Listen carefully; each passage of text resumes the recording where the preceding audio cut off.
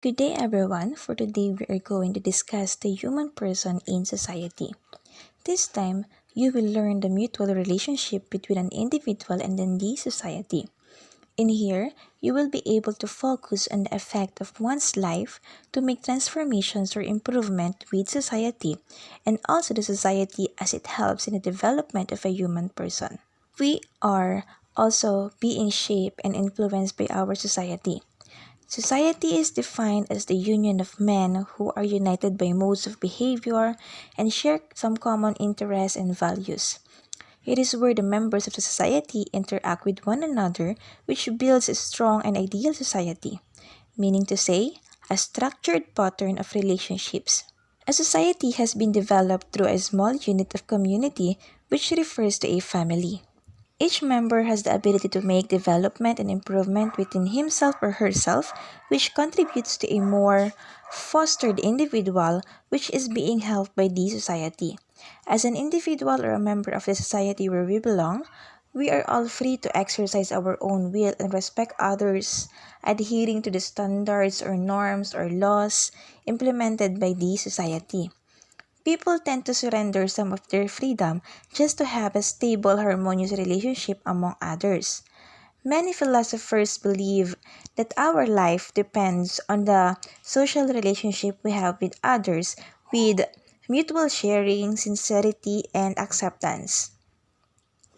It is said here that a human person can achieve his or her own fulfillment once we have an authentic dialogue or interact interpersonally or once we have a direct experience towards other people.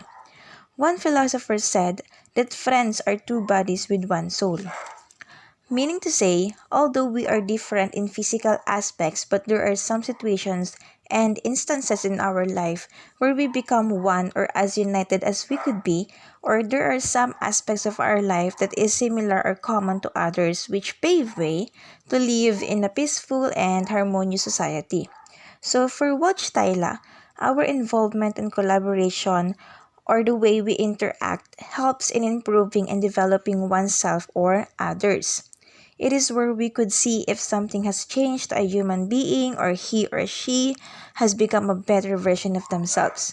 Moreover, if one person has created a meaningful relationship with others, thus he or she could be able to attain true happiness. We have different kinds of society where you could identify the type of life where people have during those times of their existence, and you will observe on here on how people on that certain society improve themselves just to adapt on their environment and be able to survive. Nomadic societies, which is also known as hunter-gatherer, since they depend their way of living through animal hunting, fishing, and plant or fruit gathering. It means that they depend on their environment to search their sources of food, and people are called nomadic since they do not have permanent place to thrive. They go over different places as they depend on the availability of resources. So, once they know that the food resources are not enough to feed all of the members, they thrive to another place and known as tribal society. Pastoral societies, one way to survive is to domesticate animals. In this form of society, people are able to live or inhabit at an area permanently since they are capable to have a surplus of food and they learn to sort food for future purposes. Horticultural societies. They deal with the cultivation of plants, fruits, and vegetables for everyday living. But there are like nomadic societies where they live their territory since there is a lack of supply of their resources.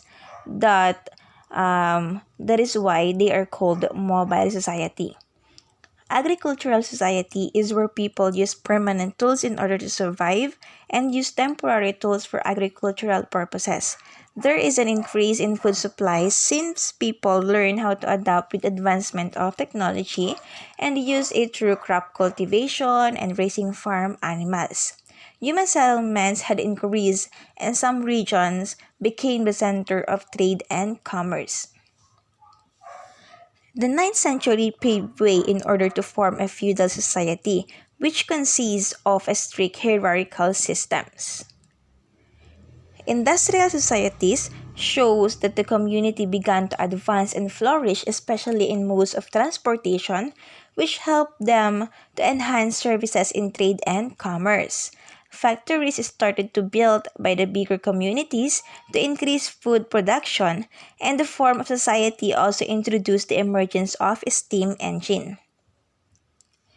Post-industrial societies are the information and digital societies which pave way for a technological advancement, and they are driven by knowledge, and the power lies with those accountable of storing and distributing information.